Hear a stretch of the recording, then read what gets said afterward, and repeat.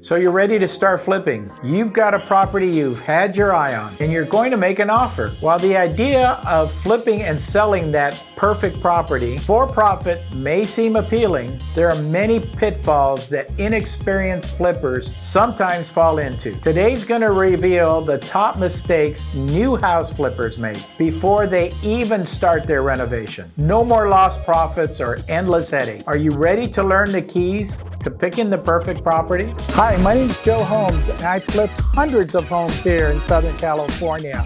I have over 40 years of experience.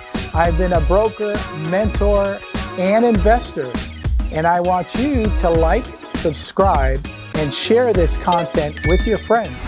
You don't know anything about the neighborhood. One of the most important things is to go look at the property.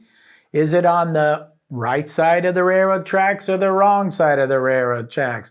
Is it on a busy street? Is there a train running behind the house? Are you near an airport where the landing path is right under your house?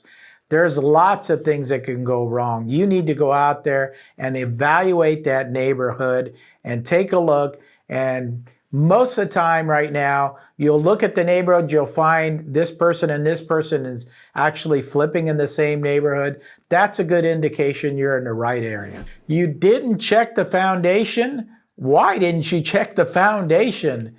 I personally don't do a lot of foundation issues. I happened to run into another flipper the other day, and he's the opposite. He does a lot of foundation issues, but that's just an additional headache to me. Obviously not to him, but please make sure that you walk the property, you check the foundation issue. If you're walking a little to the left, you know that there's an issue. Or it actually may be disclosed by the seller, by the wholesaler, or definitely, hopefully, by the listing agent. Do you like these type of videos? Do me a favor and hit that like button. You didn't check that everything was permitted. I was actually at a place today. We were walking through. We see the primary house. We walk through that, and then there's an outbuilding. I thought at first it was a garage that was converted, and that's what it looked like to me. So I don't know that that property is permitted because the garage was actually next to that.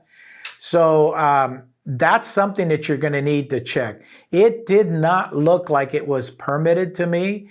It was literally 4 walls, some windows, and that was it. That's all that was inside. So I can't imagine that that type of structure would have been permitted at all. So make sure that you check your permits. You don't know why the seller is selling. What are you missing?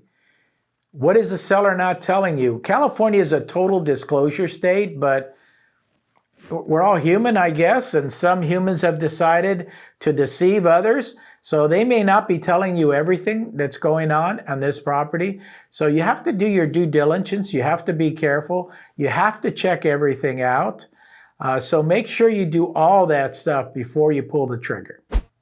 There's an age-old saying in real estate that still rings true. You make your money when you buy. This is very true when you're flipping as well. You need to do your research. It's easy to sit at home or in your office and pick out a property online like you're shopping on Amazon. But don't forget to do your research before deciding to make that big investment. If you need help analyzing a property, book some time with me and I'll show you exactly what to look for. Or click on this video right here. As always, feel free to reach out anytime.